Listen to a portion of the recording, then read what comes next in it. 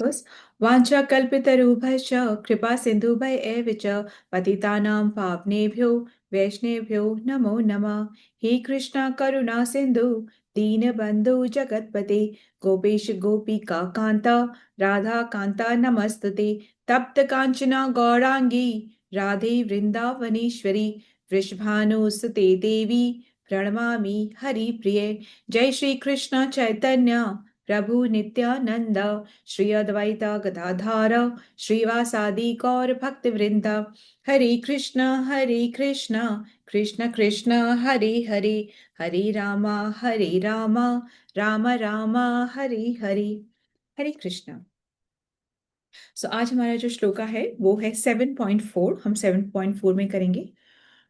तो 7 अभी हम सीरीज में ही चल रहे हैं. 7.1 कर लिया, 2 कर लिया, 3 कर लिया, अब हम 4 करेंगे. जस्ट बाय फॉर्च्यून ऐसा हो रहा है कि हमें ये सारे श्लोका एक के बाद एक पढ़ने को मिल रहे हैं. तो इन श्लोकों में हम थोड़ा सा रिकैप अगर हम जाते हैं तो भगवान ने सबसे पहले कहा कि तुम मुझ में आसक्ति रखो, मतलब अपने मन को मुझ में आसक्त करो, मुझसे प्रेम का एक संबंध बनाओ और फिर मेरी भक्ति करो. ऐसा पहले वाले श्लोक में उन्होंने कहा. फिर उन्होंने बताया कि हजारों में से कोई एक ऐसा होता है, out of 1000 there is only one person जो कि मुझे तत्व से जानने का प्रयास करता है. और जो मुझे जानने का प्रयास करता है उसके लिए और कुछ जानने के लिए बचता ही नहीं है. इसी में ही पूर्ण ज्ञान है. Complete knowledge is in knowing me. उसके बाद और कुछ इस भौतिक जगत में जानने के लिए बचता ही नहीं है. परंतु ऐसा प्रयास कोई 1000 में एक ऐसा करता है. ठीक है. और भक्ति में आना आसान है पर भक्ति में बने रहना बहुत कठिन है. क्यों कठिन बोला था भगवान ने? क्योंकि भक्ति में बने रहने के लिए हमें मनमुख नहीं होना है कि आज मेरी मन है तो मैंने कर लिया, कल मन नहीं है तो नहीं. गुरुमुख होना चाहिए. गुरु साधु और शास्त्र को फॉलो करना है. हमें 4 रेगुलेटिव प्रिंसिपल्स हैं, उनको फॉलो करना है. वो फॉलो करके हम भक्ति नहीं कर रहे हैं, वो फॉलो करके हम सिर्फ मनुष्य बनते हैं. वो 4 रेगुलेटिव प्रिंसिपल कौन कौन से वो 4 रेगुलेटिव प्रिंसिपल्स हैं? क्या आपको याद है जो हमने कल डिस्कस किया था? Would anybody remember that? Yes. क्या है? भक्ति के नियम पालन करना, गुरुमुख, सत्य को एक्सेप्ट करना, और भक्ति रस में लीन रहना. No meat eating, No meat eating, no gambling, no no gambling, no gambling, no illicit liquor, intoxication. no Sex. intoxication. Very nice. तो जो 4 नियम हैं, जो 4 रेगुलेटिव प्रिंसिपल्स हैं, वो कौन से हैं? No meat eating, no intoxication, no gambling और नो इलिसिट सेक्स. ये 4 जब हम करते हैं तब हम ह्यूमन बीइंग बनते हैं, तब हम मनुष्य बनते हैं. भक्ति उसके बाद शुरू होती है. और क्यों कह रहे हैं कि भक्ति में रहना बहुत कठिन है? क्योंकि भक्ति में ना हमें दासानुदास, भगवान के दास के दास के दास के दास, वहां से हमें शुरू करना पड़ता है. इसलिए भक्ति में ग्रूमिंग चाहिए होती है. इसलिए ऐसा करना बहुत कठिन होता है. तो दासानुदास होना है, हमें नियमों का पालन करना है और हमें गुरुमुख होना है. ये सब करना आसान नहीं होता है, बहुत ज्यादा डिफिकल्ट होता है. इसलिए कहते हैं. और भक्ति का प्रोसेस क्या है? सिर्फ नाम जप, श्रवण कीर्तन, बस. हमें नाम जप करना है, दैट इज इट. इतना कोई बहुत बड़ा रॉकेट साइंस नहीं है. पर ये रोज रोज करना, रोज रोज वही बात को सुनना, ये बहुत डिफिकल्ट होता है.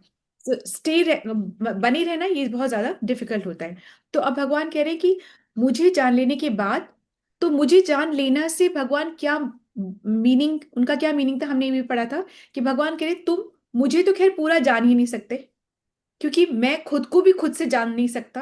क्योंकि the moment I do this much, second moment मैं दैट मच कर लेता हूं. तो जो मैं दिस मच करा था उससे ज्यादा ही मैं करते रहता हूं. तो मैं अपने आप को खुद भी नहीं जान सकता. कोई देवी देवता मुझे नहीं जान सकता. ठीक है, कोई नहीं जान सकता. तो तुम कोई मनुष्य भी मुझे नहीं जान सकता, परंतु मुझे जानने का प्रयास कर सकते हो. और उस प्रयास में ही हमारी शुद्धता हो जाएगी. किसको जानने का प्रयास करना है? भगवान कह रहे मेरे धाम को, मेरी शक्तियों को और मेरे पार्षदों को, जो मेरे क्लोज एसोसिएट्स हैं, जिनके साथ मैं लीलाएं करता हूं, उनके बारे में तुम्हें जानना जरूरी है. उसी में तुम्हारा पूरी नॉलेज तुमको उसी में ही मिल जाएगी. यहां तक हम समझ रहे हैं इस बात को? ये हमारा पिछले का हमारा रीकैप था. अब इस वाले श्लोक में जो कि 7.5 श्लोक आएगा, उसमें भगवान अपनी शक्तियों की बात कर रहे हैं. भगवान अपनी शक्ति की बात करें तो भगवान करें पराशक्ति और अपराशक्ति की बात करें। ठीक है, ये पराशक्ति और अपराशक्ति क्या होती है? पराशक्ति हायर एनर्जी होती है, वो आध्यात्मिक एनर्जी होती है। और अपराशक्ति कौन सी होती है? वो लोअर एनर्जी होती है। वो क्या होती है? वो भौतिक जगत की एनर्जी होती है। तो ये पराशक्ति और अपराशक्ति के बारे में बात करें। ठीक है, अब वो अपराशक्ति और पराशक्ति क्या होती है? पराशक्ति क्या है और अपराशक्ति क्या है? पराशक्ति मतलब हायर एनर्जी होती है, वो स्पिरिचुअल एनर्जी होती है। जैसे हमने नहीं किया था पहले कि भगवान की अब बहुत सारी शक्तियां हैं, उनमें से हम 3 शक्ति को अभी हम डिफाइन करें। एक क्या है? अंतरंगा शक्ति, एक बहिरंगा रंगा शक्ति बहिरंगा है ना, और एक तटस्थ। तो हम कौन है? हम भगवान की तटस्थ शक्ति हैं। यानी कि हम जैसे तट पे लहरें बाहर भी आती है और अंदर भी जाती है, ऐसे ही हम तट पर है। हम मतलब तट पर है। कभी हम अंदर की तरफ जाते हैं, मतलब हम स्पिरिचुअल वर्ल्ड में जाते हैं, और कभी हम बाहर मटेरियल वर्ल्ड में। कभी हमें मटेरियल चीजें ज्यादा सुख देती है, कभी हमें भक्ति भजन ये सुख देता है। तो हम ऐसे ड्विंडल करते रहते हैं, कभी बाहर की तरफ कभी अंदर की तरफ। ये हम क्लियर समझ रहे हैं इस बात को? अब यहाँ पे भगवान ने क्या बोला? जब तुम मुझे जानोगे तो तुम सब कुछ जान जाओगे। तो मुझे जानने में भगवान ने क्या बोला? कि मेरी शक्तियों को जानो। ठीक है, फिर सेकंड क्या बोला? मेरे धाम को जानो। थर्ड क्या बोला? मेरे पार्षदों को जानो। तो अभी यहां पर भगवान अपनी शक्ति के बारे में बात कर रहे हैं। तो भगवान यहाँ पे 2 शक्तियों की बात कर रहे हैं, एक पराशक्ति और एक अपराशक्ति। 2 शक्तियों के बारे में बात कर रहे हैं। यहां तक हम क्लियर है? Please put it on mute so that everybody can hear. ठीक है, अब हमारी जो हमारा ये जितना भी सब कुछ, हमारी जो बॉडी बनती है वो कैसे बनती है? किन एलिमेंट से बनती है? हमारी बॉडी, ये प्रकृति में जो चीजें हैं उन्हीं से तो बनेगी भाई। आत्मा जो है वो इटर्नल है, वो कभी मरती नहीं है। आत्मा शरीर धारण करती है, तो शरीर इधर की चीजों से तो धारण करेगी। इतना समझ में आ रहा है? जो अवेलेबल इंग्रेडिएंट्स है उसी से तो शरीर धारण होगा। तो शरीर कैसे धारण होता है? अवेलेबल इंग्रेडिएंट्स कहाँ? जो हमारी भौतिक प्रकृति में जो अवेलेबल इंग्रेडिएंट्स है उन्हीं से तो शरीर धारण होता है। तो वो 5 महाभूत है, उनसे शरीर बनता है। वो 5 महाभूत कौन कौन से हैं? फर्स्ट है भूमि। ये कह रहे हैं ना भूमि, अभी आप श्लोक हम बाद में पढ़ेंगे, पहले हम समझते हैं। तो फर्स्ट है भूमि। भूमि का मतलब इंग्लिश में क्या है? अर्थ। मतलब हमारे अंदर जितनी भी सॉलिड चीजें हैं, जैसे शरीर के अंदर जो हड्डियां वगैरह जो सॉलिड है, वो भूमि एलिमेंट से बनता है। ओके, सेकेंड एलिमेंट क्या आता है? आप, भूमि रपो, आपो आता है, इसमें आता है मतलब वाटर एलिमेंट से। इसके हमारे अंदर जितना फ्लूइड है, मतलब ब्लड है, यूरिन है, पस है, जो भी कुछ है ना, रस है, रक्त है, ये सब कुछ फ्लूइड जो है वो वाटर एलिमेंट से बनता है। Is that okay? Third element क्या है? फायर। Fire element. तो हमारे अंदर जो हीट है, मरी हुई बॉडी तो ठंडी पड़ जाती है ना, कहते हैं ये तो ठंडा पड़ गया, डेड। हमारे में गर्मी है, हम जीवित हैं, हमारे में गर्मी है। और अंदर जो हमारी हीट है उससे हमारा खाना डाइजेस्ट होता है। ठीक आ गया? तो फर्स्ट क्या है? अर्थ, फिर वाटर, फिर फायर एलिमेंट। अब क्या आता है? एयर। एयर का एलिमेंट। ये हमारा जो ब्रीदिंग, हम सांस ले रहे हैं, जो छोड़ रहे हैं, जो हमारा जो मूवमेंट हो रहा है सांस, ये सारा क्या? एयर एलिमेंट है। फिर नेक्स्ट क्या है? ईथर। ईथर मतलब स्पेस। तो ये जो साउंड ट्रांसमिशन जो हो रहा है ना, जो थिंकिंग हो रही है, इसके लिए स्पेस जो अंदर है ना, वो बोलते हैं वो ईथर। तो इन 5 एलिमेंट से हमारी ये ग्रॉस बॉडी बनती है, और ये एलिमेंट्स इसी प्रकृति से ही मिलते हैं और इसी प्रकृति में ही विलीन हो जाते हैं। तरीके अलग अलग होते हैं, कोई दफना देता है, कोई जला देता है, कोई चील कौवों को छोड़ देता है खाने के लिए। Is that okay? पर ये शरीर यहीं पर खत्म हो जाता है। क्लियर हो गई ये बात? अब आत्मा दूसरी बॉडी में ट्रांसफर कर जाती है। ठीक है, आत्मा अपने कर्मों के अनुसार दूसरी बॉडी ले लेती है। भाई अगर उसको यातना भोगना है, नरक जाना है, तो यातना शरीर मिल जाता है।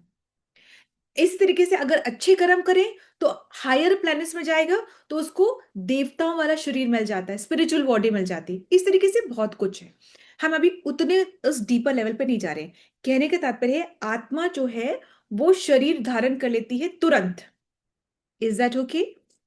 आत्मा के साथ कुछ चीजें चिपक कर जाती हैं। जैसे अगर ये आत्मा है, उसके साथ कुछ चीजें, 3 चीजें चिपक के जाती। 3 चीजें मतलब कि मन, बुद्धि और अहंकार। मन क्या होता है?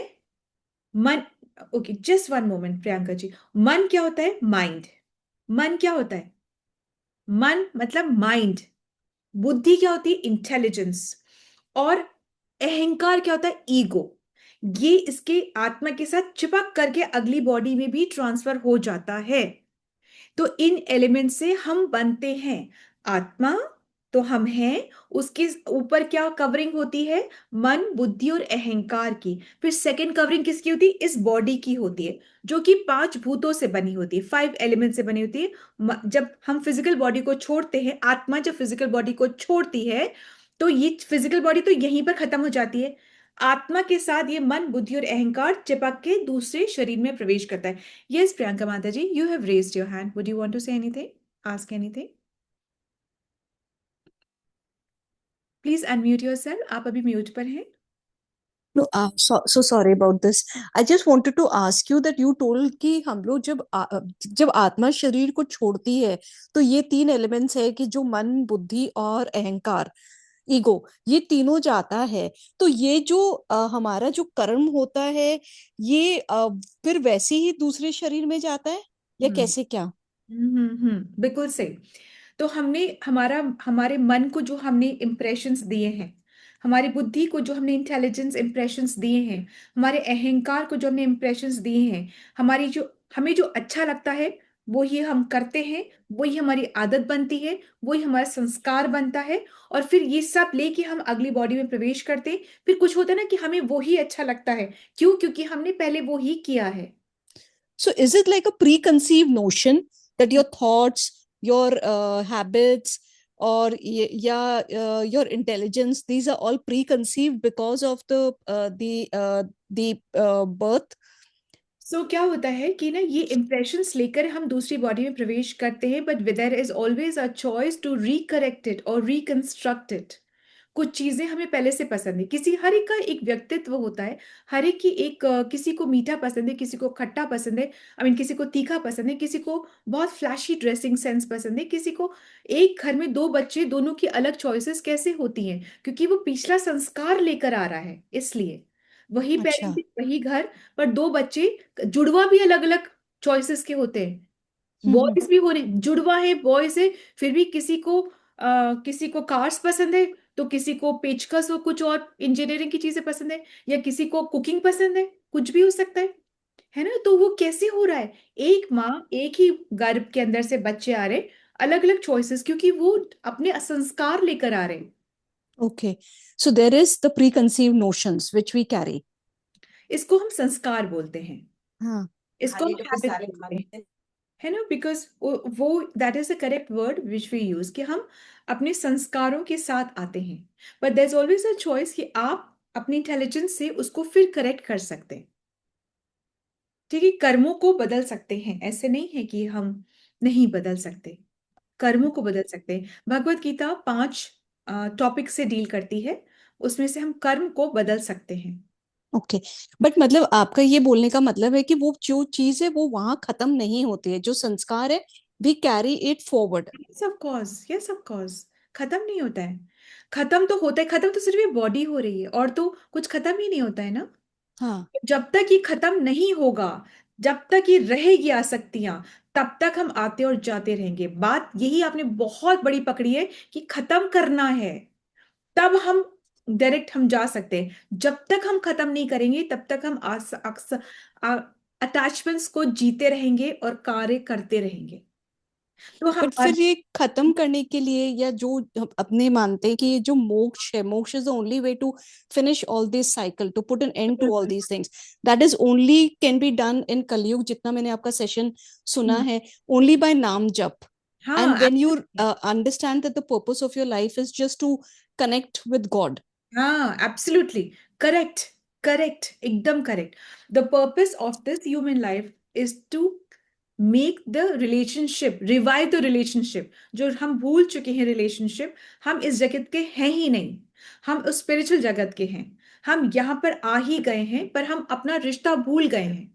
जब गर्भ में होता है ना बच्चा, तो वो दोनों हाथों को जोड़कर उल्टा लटका हुआ होता है और प्रार्थना करता है कि मुझे इस अंधकार से बचा लो, मैं आपकी भक्ति करूंगा। पर फिर जैसे ही वो उसका जन्म होता है, तो इतना माया उसको, माता पिता ही माया से उसको घिरा देते हैं कि बच्चों का ये हो रहा है वो हो रहा है, मतलब इतना माया घेर लेती है कि वो भूल जाता है। वो भूल जाता है कि मैं कौन हूं, मैं कहाँ से आया हूं, मेरा पर्पस क्या है, मुझे करना क्या था। The promises which I made he forgets. बात ना भूल जाती है, ठीक है, क्योंकि Thank you so Maya much. है, Thank you. उसको भुला देती है जी। ठीक है, थैंक यू माता जी for So that's why we need these sessions again and again to understand that this is just our journey and we have to move forward with it. Move forward with it, absolutely. तो actually final exam कौन सा होता है? हमारी जो last breath होती है वो हमारा फाइनल एग्जाम होता है। उस लास्ट ब्रेथ में अगर हम भगवान का नाम ले सकें और आसक्तियों को हटा सकें, तो हमारा भगवत धाम हम बिल्कुल पहुंच जाते हैं। और ये बहुत बड़ी बात है याद रखने की, जो जीते जी मुक्त हो गया वो ही मरने के बाद मुक्त होता है। ऐसा नहीं है कि पूरी आसक्तियों अटैचमेंट्स में हम घिरे पड़े हुए हैं और फिर मरने के बाद हम सोचे कि मरने पे ही तो हमको भगवान का नाम लेना है। वो ही याद आएगा जो हमने पूरा जीवन अपना जिया है, वही चीजें लास्ट में याद आती हैं। ऐसा नहीं होता कि लास्ट में हम चीटिंग कर लें और हमारे को वो लास्ट में बात याद आ जाए। Okay, got your point. Got my point? Thank you so much. Thank you for explaining it so nicely. Ether, thank you माता जी। ईथर की एग्जिस्टेंस है जो खाली जगह होती है, जो स्पेस होती है जहां पर साउंड ट्रांसमिशन होता है। देखो, हर जहां पर साउंड ट्रैवल करती है, जहां हमारे एक खाली जगह जो होती है ना, उसको बोलते हैं ईथर। हमारे अंदर जो बॉडी के अंदर जो, जहां पे साउंड ट्रांसमिशन होता है, यू अंडरस्टैंड? खाली जगह भी तो चाहिए होती है, ठीक है। तो हमारी हड्डी है, हमारा फ्लूइड है, हमारा हीट है हमारे अंदर जो कि खाने को डाइजेस्ट करती है, हमारी ब्रीदिंग, हम का मूवमेंट होता है, ठीक है। और फिर खाली स्पेस भी होती है, ठीक है। ये सब चीजें हमारा, इन सब चीजों से हमारा बॉडी बनती है। तो बॉडी हो गया, ये 5 एलिमेंट्स हो गए। 6, 7, 8 मन बुद्धि और अहंकार, ये 8 एलिमेंट्स हो गए, ठीक है। अभी हम इतना ही ध्यान रखते हैं, ठीक है, बिकॉज हम बहुत जल्दी जल्दी मूव करें ना, इसलिए आपको टू मच इंफॉर्मेशन हम प्रोसेस नहीं कर पाएंगे। सो अब भगवान कह रहे हैं ये जितनी भी चीजें हैं ना, जो 8 चीजें मैंने बताई हैं, ये मेरी ही एनर्जी है, ये सब मेरी ही एनर्जी है। पर मतलब वो एनर्जी मैंने सुनिए इसको, जैसे कि कहीं पर आप प्रेजेंट है, कहीं पर आपकी आवाज प्रेजेंट है। फोन पे तो आप प्रेजेंट नहीं है ना, पर आप क्या बोलते हैं, ओहो इसका फोन आया है, मतलब वो नहीं आया है, उसकी आवाज सुन रहे हो आप। तो आवाज भी आप हो। कई बार क्या होता है, आप बोलते हो विजिटिंग कार्ड मेरा दे देना, विजिटिंग कार्ड भी आपकी ही एनर्जी है। You are not the visiting card, but it's your energy. You are not your voice, but it is your energy, ठीक है। ऐसे ही भगवान करें, this is the separated energy. तो भगवान कह रहे हैं ये मेरी सेपरेटेड एनर्जी है, भिन्ना भिन्ना, मतलब ये मेरी मेरी ही एनर्जी, पर वो मैं नहीं हूं। समझ रहे हो इस बात को? ये सब मेरी ही एनर्जी है, जो तुम्हारा मन बुद्धि अहंकार, earth water fire air ether, ये सब मेरी ही एनर्जी है, पर मेरे से सेपरेटेड एनर्जी है। वो एनर्जी मैं नहीं हूं, पर वो मेरी एनर्जी है। जैसे सन, सूर्य और सूर्य की किरणें, सूर्य की किरणें सूर्य नहीं है। वो कह रहे कि जैसे बोले कि अरे खिड़की खोल दो, थोड़ा सूरज को अंदर आने दो, इतना अंधेरा कर रखा है। तो सूरज नहीं आ रहा कमरे के अंदर, सूरज की किरणें आ रही, पर हम क्या बोले, सूर्य को अंदर, सूरज को जरा अंदर आने दो, अंधेरा कर रखा है। सूरज नहीं आने वाला है, सूरज की किरणें आने वाली हैं। Separated energy of sun is the sun rays. समझ रहे हो इस बात को? ऐसे भगवान कह रहे ये मेरी ही एनर्जी है, पर मेरी सेपरेटेड एनर्जी है। इस बात को समझ गए? सब कुछ मेरी एनर्जी है। अब आप इस बात को समझो कि हमारा जो फॉल्स ईगो है, देखो ईगो बहुत अच्छा है। अभी तक हम समझ रहे ईगो बहुत खराब है, नहीं, ईगो बहुत अच्छा है, परंतु सच्चा ईगो अच्छा है, मिथ्या अहंकार गलत है। सच्चा ईगो क्या है कि आत्मा क्या है? नित्य कृष्ण दास, ये सच्चा ईगो है। अगर हम इसको समझेंगे तो हम जीवन को परफेक्शन में जी पाएंगे, और अगर हम इसको नहीं समझेंगे तो हम मिथ्या अहंकार समझेंगे। वो क्या समझेंगे? आई am the CEO, I am the director, I am the mother, I am the professor. अरे भाई, आपने एक डिग्री हासिल करके आप प्रोफेसर बने हो। आप जन्म से प्रोफेसर नहीं थे, और ना ही पिछले जन्म में प्रोफेसर थे, और ना ही जरूरी नहीं कि अगले जन्म में भी होगे। It is just a face and you have earned this space. ये आपने डेजिग्नेशन कमाया है, हमेशा नहीं रहेगा। ठीक है, you were not born mother, you became a mother. ठीक है ना? इस तरीके से है। तो ये मिथ्या अहंकार है, टेम्पररी है, मिथ्या अहंकार है। ठीक है? तो अब मिथ्या अहंकार, अब आप बताना कि क्या चीज राइट है और क्या चीज रॉन्ग है। मिथ्या, I am this body, right और रॉन्ग? रॉन्ग है ना? Very good. I am, I am, I am, मैं मन हूं, मैं मन हूं। रॉन्ग है, बिल्कुल नहीं है ना। मैं अलग हूं, मेरा मन है। हम कहते नहीं मेरा मन कर रहा है, तो मतलब मैं अलग हूं, मन अलग है। मैं मन नहीं हूं, मेरी बुद्धि कह रही है। According to my intelligence this is the conclusion. तो मेरी बुद्धि कह रही है, मैं अलग हूं, बुद्धि अलग है। समझ रहे हैं? मेरा हाथ, तो मतलब मैं अलग हूं, ये हाथ अलग है। मेरे बाल, मैं अलग हूं, ये बाल अलग है। ऐसा नहीं, तो मतलब मैं कौन है? मैं आत्मा, मैं सोल। समझ रहे? तो I am the soul and I am not this body, ये वाला कॉन्सेप्ट समझ में आ गया। मैं सोल हूं, आई एम द सोल। ये सोल क्या है?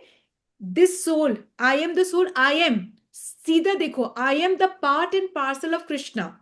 मैं उस पूर्ण पुरुषोत्तम का अंश हूं।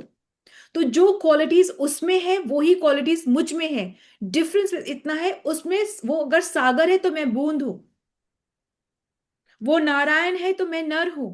क्वालिटीज वही है, जो पिता में है वही पुत्र में क्वालिटीज है। इस बात को समझ रहे हैं? तो सब कुछ, name, fame, beauty, strength, renunciation, जो उसमें है वो ही मुझ में है, पर इतनी सी है उसमें अथाह है।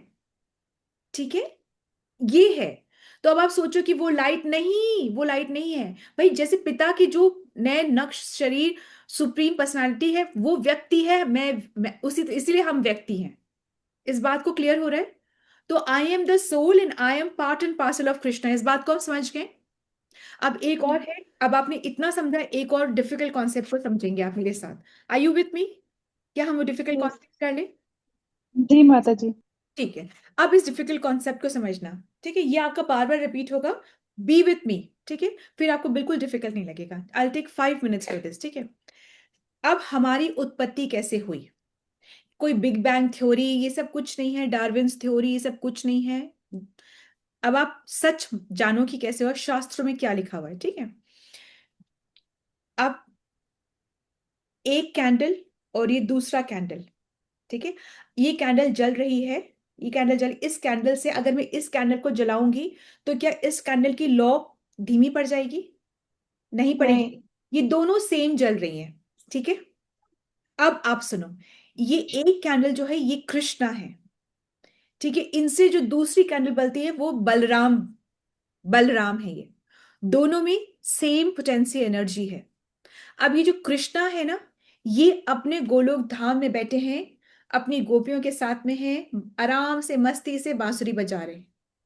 अब इनकी जो एनर्जी है बलराम, ठीक है, बलराम जो है इनसे चतुर्व्यूह एक्सपेंशन होता है। ये जो एक बलराम है इनसे 4 निकलते हैं, 1 2 3 एंड 4। ये कौन निकलते हैं आपको याद रखने की जरूरत नहीं, जस्ट लिसन टू मी। ये बलराम जो, कृष्ण तो वहां अपने गोलोक धाम में बैठे हैं, उनसे उनकी जो एक्सपेंशन है, फर्स्ट एक्सपेंशन बलराम, बलराम से ये 4 चतुर्व्यूह निकलते हैं, 4 एक्सपेंशन निकलते हैं। इसको बोलते हैं चतुर्व्यूह एक्सपेंशन। तो ये 4 निकलते हैं। फर्स्ट कौन है? संकर्षण। सेकंड कौन है? प्रद्युमन। थर्ड कौन है? अनिरुद्ध। फोर्थ कौन है? वासुदेव। वसुदेव नहीं, वासुदेव, वासुदेव। ठीक है? ये 4 निकलते हैं। अब फर्स्ट मैंने क्या बोला था? संकर्षण। फर्स्ट क्या कहा था? संकर्षण। इतना समझ रहे हो आप? ये संकर्षण इंपॉर्टेंट है, इसको याद रखें। इस संकर्षण से वापस से 4 और निकलते हैं, इनके भी वो सेम ही नाम होते हैं। फिर इनसे should I repeat again? Krishna, Balram. Okay, Krishna अपने धाम में बैठे, अब ये बलराम आ गया। बलराम से 4 चतुर्व्यूह एक्सपेंशंस होते हैं। कौन कौन से होते हैं? संकर्षण, प्रद्युम्न, अनिरुद्ध और वासुदेव। अब हम संकर्षण को पकड़ते हैं। इस संकर्षण से वापस से 4 सेम नाम के ही एक्सपेंशंस होते हैं। ये फिर 4 एनर्जीज हैं कि 4 इनके एक्सपेंशन है, एक्सपेंशन बोलते हैं इसको, एक्सपेंशन। जैसे ना मेरा हाथ, ये एक्सपेंशन हो गया। अच्छा। मैंने अपने हाथ से, मैंने अपने एक्सपेंशन से हाथ बढ़ा के अपने एक्सपेंशन से ही किताब पकड़ ली। ठीक है, तो एक्सपेंशन है कि अभी किस फॉर्मेट में, इसको मैंने हाथ बोला, अब कोई संकर्षण बोल रहे हैं, किसी को प्रद्युम्न बोल रहे हैं, किसी को अनिरुद्ध बोल रहे हैं, किसी को वासुदेव बोल रहे हैं। अब जो फर्स्ट मैंने नाम लिया था ना, संकर्षण, उस संकर्षण से 4 और एक्सपेंशन निकलते हैं। इस बात को समझ रहे हो? अब फिर वापस वही सेम नेम से निकलते हैं। तो सेकंड वाले संकर्षण को क्या बोलते हैं? महासंकर्षण। ठीक है, अब इस महासंकर्षण से पुरुषावतार निकलते हैं। ये सब कृष्ण की बातें चल रही हैं, पुरुषावतार निकलते हैं। फर्स्ट पुरुषावतार कौन सा होता है? इसको ध्यान से सुनना, इसको बोलते हैं महाविष्णु। फर्स्ट जो पुरुषावतार है वो है महाविष्णु। एक और नाम होता है इसका, Karanodakshayi Vishnu. Karanodakshayi Vishnu, the cause of all causes. क्या नाम बोला मैंने? महाविष्णु निकलते। अब महाविष्णु सुनो, बहुत ध्यान से सुना। जैसे कि पानी के अंदर में स्नॉर्कलिंग जब करते हैं तो हम सांस लेते हैं और छोड़ते हैं, छोड़ते वक्त बुलबुले निकलते हैं कि नहीं निकलते हैं? निकलते हैं। ऐसे ही जब महाविष्णु सांस लेते हैं, और माइंड यू हम तो सिर्फ नाक से सांस लेते हैं ना, या मुंह से ले सकते हैं। हम जब नाक से सांस लेते हैं, ये महाविष्णु अपने रोम रोम से सांस लेते हैं और रोम रोम से सांस छोड़ते हैं। तो जब इन्होंने सांस छोड़ी तो हर रोम से क्या निकला? बबल्स निकले। ये सारे एक एक बबल क्या है? ये एक एक बबल ब्रह्मांड है। हर एक बबल ब्रह्मांड है। तो आपने कभी फोटो देखी होगी ना, ऐसे बैठे लेटे हुए हैं महाविष्णु और उनके चारों तरफ से बबल्स ही बबल्स हैं, देखी होंगे जरूर। I will share the picture. तो ये ब्रह्मांड निकलता है। अब इस ब्रह्मांड, ये ब्रह्मांड जो होता है ये खाली होता है। तो ये जो ये ब्रह्मांड है, सपोजिंग ये ब्रह्मांड निकला है, ये खाली है, बॉल के जैसा होता है, ये खाली है। तो जो महाविष्णु है वो अपने पसीने से इसको 3/4 भर देते हैं। उनके पसीने में बदबू नहीं होती है, हमारे जैसे हो जाती है, उनके नहीं होती, उनका बिल्कुल प्योर एकदम 3/4 उसको भर जाते हैं। फिर ये जो महाविष्णु है, इनका एक्सपेंशन इसके अंदर प्रवेश करता है, हर एक के अंदर, हर एक के अंदर, है ना, प्रवेश करता है। और अब इनका नाम क्या कहलाता है? गर्भोदक्षाय विष्णु। क्या कहलाता है? गर्भोदक्षाय विष्णु।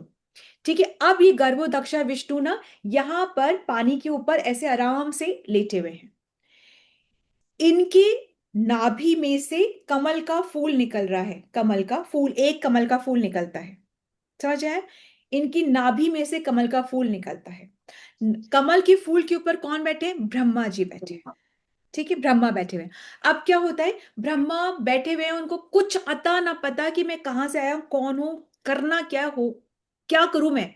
तो उनको एक आवाज, जैसे पानी टपकता है नल में से, टप टप ऐसे आवाज आती है, टप की आवाज आती है। तो उनको लगा है तप करना है, तो भगवान का तप करना शुरू कर देते हैं। भगवान का तप, वो अपने तप करते हैं, सालों साल तक वो तप करते हैं।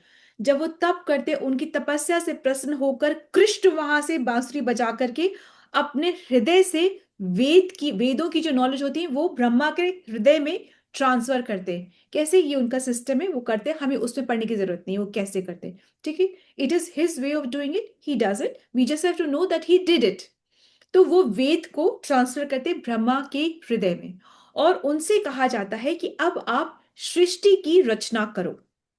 तो ब्रह्मा जो क्या कहते हैं, वो क्या करते हैं?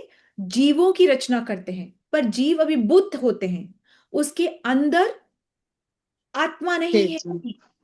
तो अभी जो गर्भोदक्ष विष्णु, जो आराम से जिनके नाभि में से कमल जा रहा था, ये वापस एक्सपैंड होते थर्ड विष्णु में। इनका नाम होता है क्षीरोदक्षाय विष्णु। तो ये क्षीरोदक्षाय विष्णु, कण कण में जो भगवान समाते हैं ना, ये क्षीरोदक्षाय विष्णु है। हमारे अंदर जो बोलते ना, चेतना, कॉन्शियसनेस, परमात्मा, ये कौन है? ये वही क्षीरोदक्षाय विष्णु है। तो ये कौन है? ये वही कृष्ण की एनर्जी है। समझ रहे हो? तो इनका नाम क्या है? क्षीरोदक्षाय विष्णु। कण में है ये, क्षीरोदक्षाय विष्णु है। यहां तक की बात समझ आ गई? तो इस तरीके से हमारा पूरा रचना होती है। तो अब एक्चुअली में ब्रह्मा जो है वो सेकंड क्रिएटर है। फर्स्ट क्रिएटर कौन है? कृष्ण है। बीज कृष्ण देते हैं, एक जैसे माली की जैसे सींचते ब्रह्मा जी हैं। इस बात को आप समझ रहे?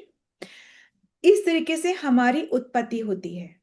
इस तरीके से हम अपने, जब भगवान एक एक सांस में, देखो क्या ही होता है, और एक सांस लेते हैं तो सब सब खत्म हो जाता है। जब सांस खींचते हैं ना, तब पता है क्या होता है? जो ब्रह्मा अपनी पूरी सृष्टि को समझ करके खत्म, भगवान के अंदर चले जाते हैं। और ब्रह्मा की लाइफ पता है कितनी है? 100 years। और अभी ब्रह्मा की लाइफ का हम बाद में आपको बताएंगे, क्योंकि टू मच बहुत बड़ी है। अभी के लिए आप ये जानो कि ब्रह्मा की लाइफ बहुत बड़ी है। ब्रह्मा के अभी तक सिर्फ कितने ईयर्स हुए हैं? 51 years हुए हैं। ब्रह्मा की पूरी लाइफ 100 years की है। जब 100 years हो जाएंगी, तब वो समय आएगा कि भगवान ने जो सांस छोड़ी ना, फिर उसको अंदर लेंगे। सोचो एक सांस में कितना कुछ होता है। और हम हमारी तो एग्जिस्टेंस ही। और फिर उस टाइम पे हम जिस संस्कार के साथ अंदर जाते हैं ना, फिर जब भगवान की मर्जी होगी तब वो सांस छोड़ेंगे, और जिस सांस में छोड़ेंगे तब ब्रह्मांड की रचना होगी, और फिर हम वापस से हमारी सृष्टि होगी उन्हीं कर्म, उन्हीं संस्कारों के साथ में, यदि से हमने अपने लास्ट ब्रेथ में भगवान का नाम ना लिया हो और हमारी आसक्तियां ना छूटी हो तो। और अगर हमने ले लिया और आसक्तियां छूट गई तो हमारा यहाँ से डायरेक्ट हम भगवान के पास ही पहुंच जाते हैं। और वहां पहुंच के क्या करते हैं? सेवा में ही रहते हैं। जो आप यहाँ कर रहे हो वही आप वहां करोगे। और आपको जो तो family which praise together stage together, जो आप जिस जिस के साथ प्रार्थना करो वो आपको वहां मिलेंगे। ठीक है? आपको ये समझ में आया कॉन्सेप्ट? इस कॉन्सेप्ट को हम और अच्छे से समझते रहेंगे। ये अभी ऑन सरफेस अंडरस्टैंडिंग था। Did you understand this concept? तो ऐसे बहुत सारे ब्रह्मांड हैं। बहुत सारे, अनेकों ब्रह्मांड है। और हर ब्रह्मांड के पास अपना ब्रह्मा है। हमारे ब्रह्मा के पास में 4 मुख है। किसी के पास 1000 मुख है, किसी के पास 100 मुख है, किसी के पास 500 मुख है। ऐसे करके अनेक ब्रह्मांड है, अनेक ब्रह्मा है। जब हम छोटे थे हमने ये सुना था कि कृष्ण विष्णु के अवतार हैं। आदि नॉलेज है, ये आदि नॉलेज है कि हाँ। कृष्ण विष्णु के अवतार है। अब क्या होता है कि ना, जैसे कि अपना इवेंट होता है, तो इवेंट स्पीकर आता है, तो उसको इंट्रोड्यूस कोई करता है कि वैसे ही स्पीकर आ जाता है? कोई करता है ना। तो you need, you come through somebody.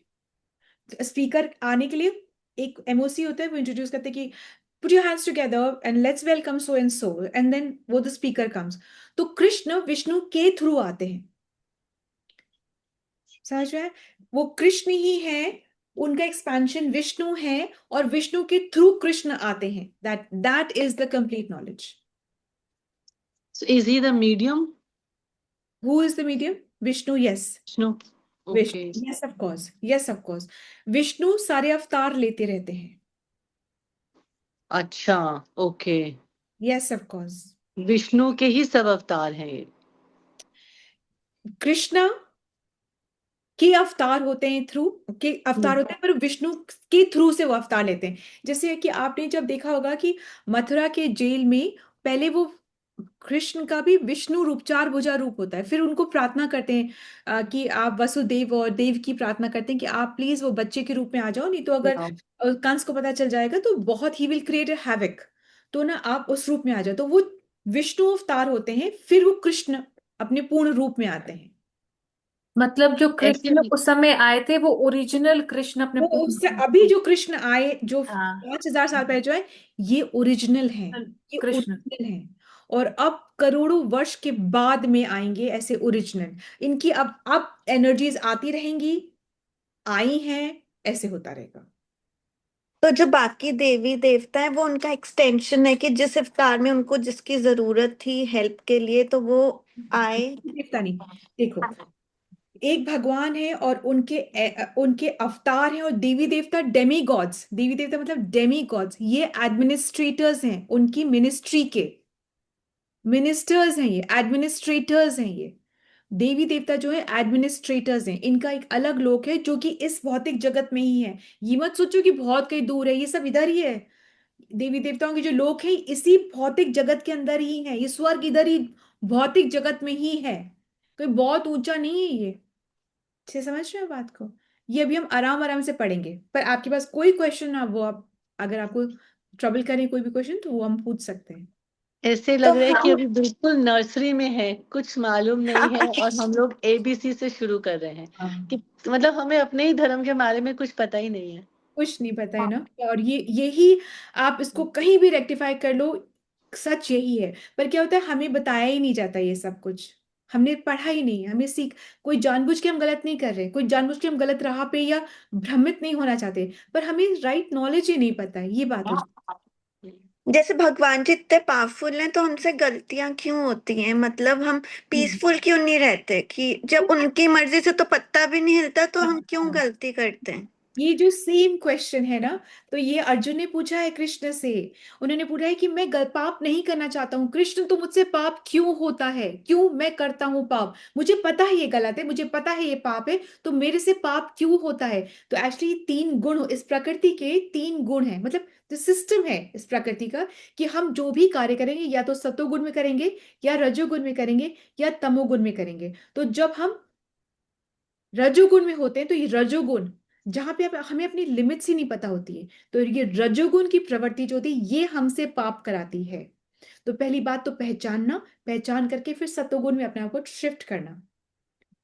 तो रजोगुण की प्रवृत्ति जो होती है ये हमसे पाप कराती है, हमको पता है पाप है फिर भी हम करते हैं, गुस्सा आ जाते हैं, लालच कर लेते हैं, है ना, हम ये सब हमसे। मतलब ये हमारा टेस्ट हो रहा है, इस सिचुएशन में हम क्या करेंगे?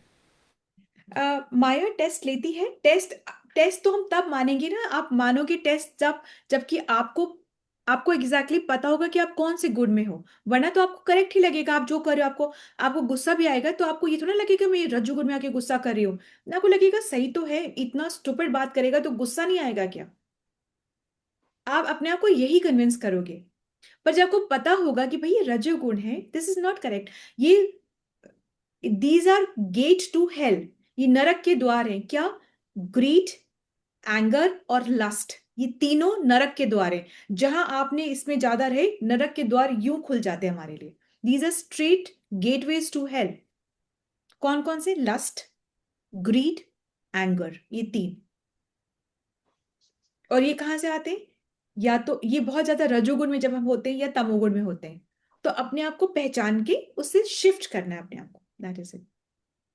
Is that okay?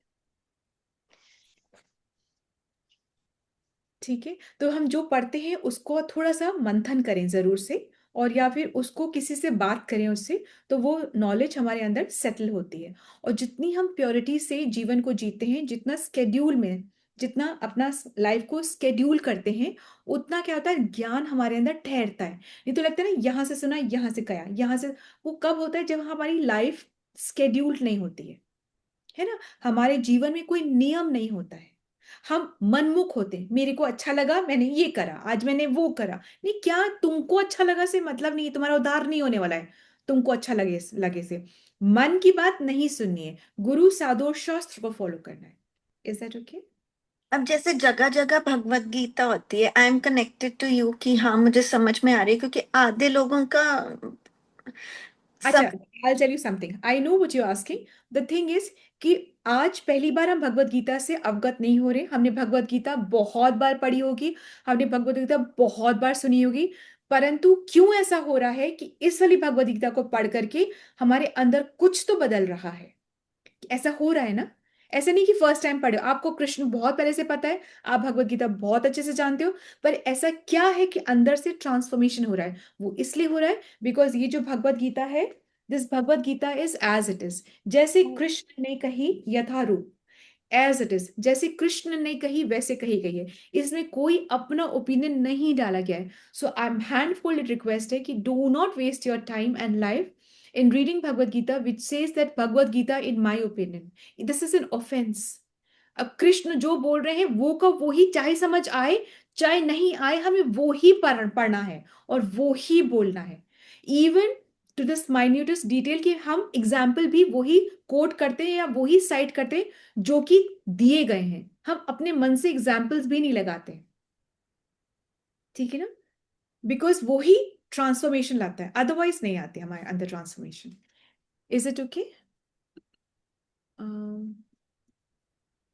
ठीक है, should we end the session, because आप लोगों के लिए बहुत, मैं तो बोल सकती हूँ बहुत ज्यादा, पर आप लोगों के लिए बहुत लेट हो जाएगा फिर, है ना.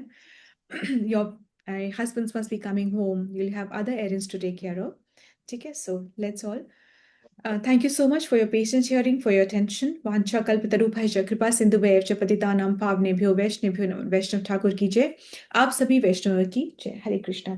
Let's all join our hands and pray to Krishna, seek his blessings so that we can all become sincere devotees and do our chanting offenselessly and sing the glories of Krishna far and wide. Hare Krishna. Let's all join our hands and pray to Krishna and seek his blessings to bless all those who are suffering from any kind of ailments, any kind of challenges, any kind of tragedies, any kind of anxiety, any kind of tension, to recover faster so that we can all serve the lotus feet of Krishna with our true hearts, sincerity and surrender. Hare Krishna. Let's all join our hands and pray to Krishna and seek his blessings for the strength that we need for our spiritual growth.